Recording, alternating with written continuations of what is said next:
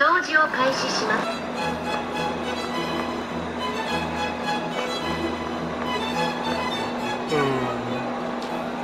Moi aussi, je suis tellement fatigué à cause du grand ménage de printemps. Hi, bonjour, coucou les gens et bienvenue sur la chaîne de Van où aujourd'hui je vais vous présenter les coutumes du Nouvel An au Japon. Je vais me baser sur mes expériences de mes 21 ans au Japon, ça reste bien sûr mon propre vécu et ma propre interprétation et bien sûr j'ai aussi fait des recherches pour compléter tout ça. Allez, c'est parti, traditions et coutumes du Nouvel An au Japon.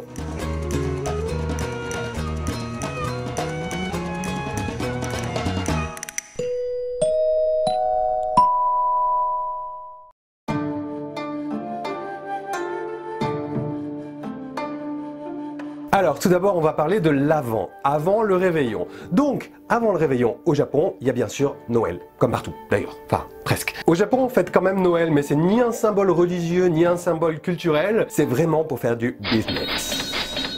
Et en fait, dès que Noël est fini, on passe direct, c'est fini à l'instant, allez hop, direct aux décorations du Nouvel An, qui sont légèrement différentes et plus typiques japonaises. Et pendant tout le mois de décembre, il y a des soirées qu'on appelle Bonenkai, où les amis, les collègues, etc. se retrouvent. Bonenkai, si on fait une traduction littérale, ça veut dire oublier l'année passée.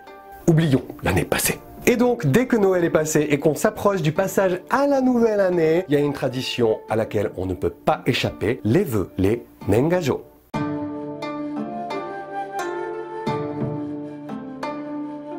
Alors, les Nengajo, qui est un peu l'équivalent de nos cartes de vœux, mais qui sont quand même légèrement différentes. Parce que déjà, il faut qu'elles arrivent le 1er janvier. Ou vraiment, au pire, si tu t'es cassé 3 jambes et que t'étais hospitalisé, eh bien, dans ce cas-là, tu peux l'envoyer jusqu'au 7. Et les familles japonaises en envoient énormément, ça va jusqu'à des centaines parfois. Récemment, ça baisse un petit peu apparemment et les gens ont plutôt tendance à les imprimer chez eux. Mais ça reste dans l'ensemble géré par la poste japonaise, la Japan Post, qui va vendre des petites cartes comme ça, qui sont décorées en général avec le Eto, c'est-à-dire le signe chinois qui représente l'année, et qu'on va envoyer à toutes nos connaissances. Et c'est intéressant de savoir en fait que les cartes contiennent un numéro de loterie. Tu vas vérifier sur le site de la Poste si tu as gagné. Et si tu as gagné, tu peux gagner de l'argent, des voyages, en ne faisant rien. Enfin, simplement en recevant une carte de vœux. C'est cool, non? Et donc, pourquoi je vous parlais d'exception? Et c'est très peu connu en France, sur tous les sites que j'ai vérifiés, il n'y en a aucun qui l'a stipulé. En fait, on a l'impression, en lisant les sites qu'on voit en France, que tout le monde, sans exception, doit envoyer les Nengajo pour la nouvelle année et que sinon on sera damné. Eh bien non! Préjugé numéro 1, tout le monde n'envoie pas des Nengajo.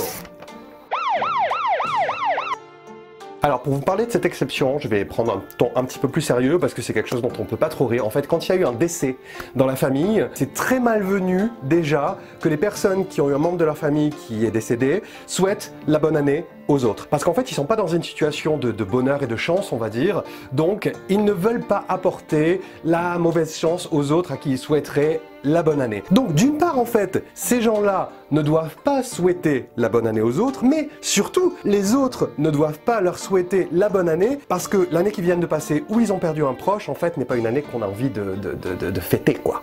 Donc, comment on s'organise? En fait, les familles qui ont perdu un proche envoient quelques semaines plus tôt une carte qui s'appelle le Mochu Hagaki. Le Mochu Hagaki, ça stipule en fait qu'ils ont perdu quelqu'un dans leur famille et donc ils s'excusent de ne pas souhaiter les vœux pour cette année-là. Du coup, les gens qui ont reçu ces cartes savent qu'ils ne doivent pas non plus souhaiter la bonne année à cette famille et donc ils s'en abstiennent. Mais comme on est au Japon et qu'il y a quand même énormément de règles de politesse à la place des vœux de nouvelle année, une fois que la période limite dont j'ai parlé tout à l'heure pour fermer la boucle le 7 janvier est dépassée, où on est donc sorti de la période des vœux, les gens envoient non pas les vœux de la nouvelle année, mais les salutations de l'hiver. La boucle est donc bouclée, 7 janvier. Voilà, c'est donc la fin de cette vidéo sur les Nengajo. J'espère que vous avez apprécié. Non, je déconne en fait, c'est juste parce que c'était tellement long ce que j'ai fait qu'on pourrait en faire une vidéo complète, mais c'est pas grave. Allez, passons au point suivant.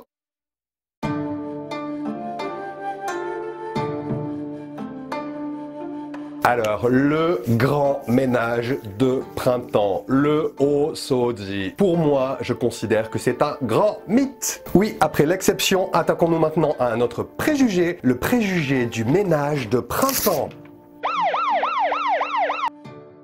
Ouais, pour moi, à titre personnel, je considère vraiment ça comme un mythe, parce que tous les sites que j'ai regardés stipulent les Japonais aiment commencer l'année sur de bonnes résolutions. Et donc, pour cela, ils se lancent dans le nettoyage du moindre recoin pour purifier l'année passée. Ils remplacent les objets abîmés, finissent les produits entamés, et le plus beau, et ils règlent toutes leurs dettes.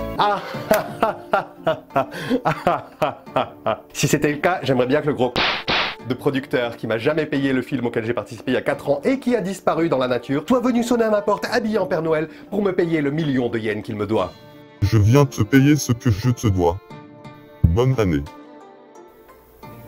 Non, évidemment, je dis pas que le grand ménage de fin d'année n'existe pas. Et bien sûr que les Japonais veulent commencer la nouvelle année sur de bonnes bases et aiment faire le clair avant que l'année finisse. Je suis d'accord. Par contre, des gens qui le font à tel point, comme j'ai lu dans la description, de changer les shoji, des papiers, des fusuma, des portes coulissantes ou de tout faire à fond, franchement, personnellement, ça reste vraiment que mon expérience personnelle. Peut-être que je n'ai jamais eu la chance de croiser des gens qui le font ou qu'ils ne s'en vantent simplement pas, mais à titre personnel, j'ai jamais vu. Pour moi, c'est un mythe. J'ai déjà entendu évidemment des amis qui disaient ouais, j'ai fait un bout de rangement, mais de là à rénover tout son habitat, je crois que c'est quand même un mythe.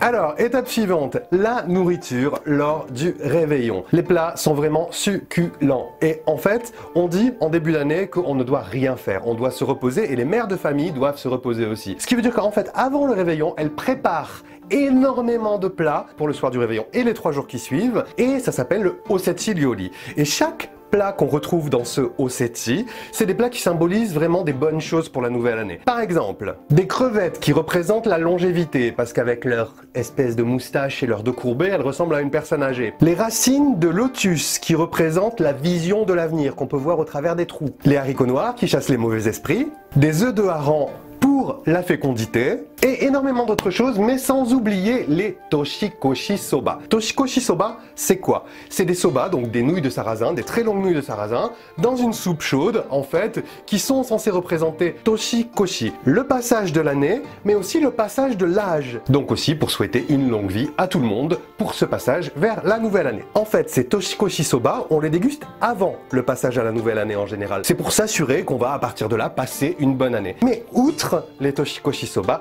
il y a quelque chose qu'on mange après. Quelque chose qui semble innocent, tout blanc, tout pur, tout moelleux, mais qui est en fait ultra dangereux, le mochi. Alors, le mochi, c'est quoi? Ce sont des boulettes de pâte de riz gluant. Et ça se mange les jours qui suivent le 1er de l'an pour fêter la nouvelle année. Et pourquoi c'est dangereux?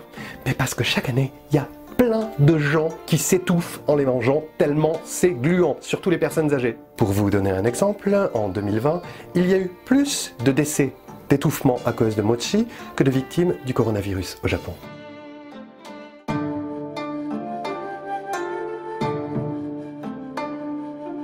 Et après, qu'est-ce qu'on fait? Alors, à minuit, les temples en général font sonner les cloches 108 fois pour chasser les 108 péchés qui sont décrits dans le bouddhisme. Et ensuite, les familles vont faire 2 choses en général, le Hatsuhinode et le Hatsumode. Alors, tout d'abord, le Hatsuhinode, qu'est-ce que c'est? Hatsuhinode, ça veut dire le premier lever de soleil. On considère au Japon que voir le premier lever de soleil au 1er janvier va apporter chance et bonheur pour toute cette année. Et donc, les gens au 1er janvier au matin se ruent pour voir ce premier lever de soleil sur plein d'endroits où il est facile à voir, par exemple du côté de la mer où on le voit se lever au-dessus de l'océan. Il y en a même qui vont escalader le mont Fuji pour le voir d'en haut, parce que c'est vrai que c'est vraiment le symbole du Japon, le mont Fuji, et plein d'autres endroits comme ça qui sont très prisés pour ce premier lever du soleil. Alors moi j'ai eu l'occasion d'y aller à plusieurs reprises et en fait j'ai voulu vous le montrer et j'ai cherché dans mes dossiers et je n'ai jamais pris aucune photo.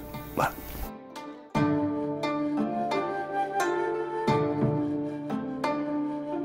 Alors, le Hatsumode, c'est quoi? Donc, après les 108 coups de cloche qui ont été sonnés pour faire partir les mauvais péchés, les mauvais démons, etc., que nous pouvons tous avoir en nous, en fait, c'est la première visite de l'année au temple. On considère qu'on doit la faire jusqu'au 7 janvier à peu près. C'est vraiment la période des fêtes, le 7 janvier maximum. Et c'est ultra bondé aussi. Il y a des temples qui reçoivent des millions de personnes. Donc, je vous conseille en général, pour y aller, d'aller plutôt vers la fin, que quand ça s'approche un petit peu du 7, si vous voulez éviter trop proche du contact social là.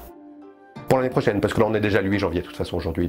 Et donc, la première visite de l'année au temple ou au sanctuaire, temple donc bouddhiste, sanctuaire donc shintoïste. Ouais, au Japon en général on n'est pas très regardant en ce qui concerne les religions, c'est plus des habitudes. Il n'en reste qu'il s'agit d'une des coutumes les plus importantes pour demander bonheur et chance pour la nouvelle année. Et j'y suis personnellement allé plein de fois, comme vous pouvez le voir sur ces photos.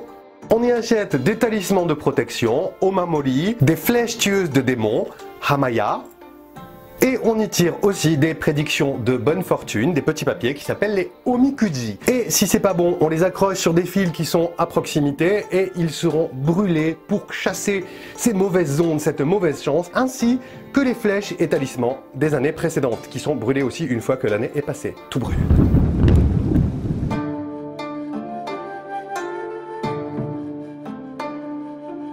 Enfin, je vais finir avec les Eto. Les Eto, qu'est-ce que c'est? En fait, ce sont les signes chinois. Les Japonais sont sur le calendrier grégorien maintenant, donc le même qu'on a en France par exemple, mais ils restent quand même attachés à cette image des Eto. C'est pour ça que toujours on demande à une personne quel est son signe chinois de son année de naissance. Et les Japonais y apportent quand même beaucoup d'importance, beaucoup plus d'ailleurs que les signes du zodiaque qui pour eux... Donc cette année 2021 est l'année du buffle, et au Japon on dit que l'année du buffle est une année où l'on doit avancer à petits pas. Année où les résultats des efforts des années passées commencent à se profiler à l'horizon, mais sans encore porter leurs fruits.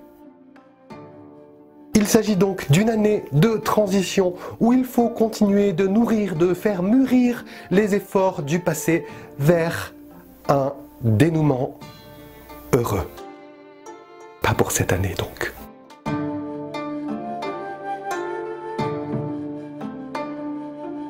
Alors donc pour finir, je viens de vous présenter 7 points concernant les coutumes et traditions du Nouvel An au Japon. Déjà c'est pas exhaustif d'une part, et d'autre part ça reste pour certains un avis très personnel. Le rangement par exemple, hein, c'est vraiment mon avis à moi. Il faut préciser que quasiment tout est fermé au Japon aux alentours du 1er janvier, même les distributeurs automatiques. Ils prennent des vacances, les distributeurs automatiques. Donc prévoyez à l'avance. La seule chose qui reste ouverte, bien sûr, ce sont les combini. Les combini sont toujours ouverts, même en cas de cataclysme.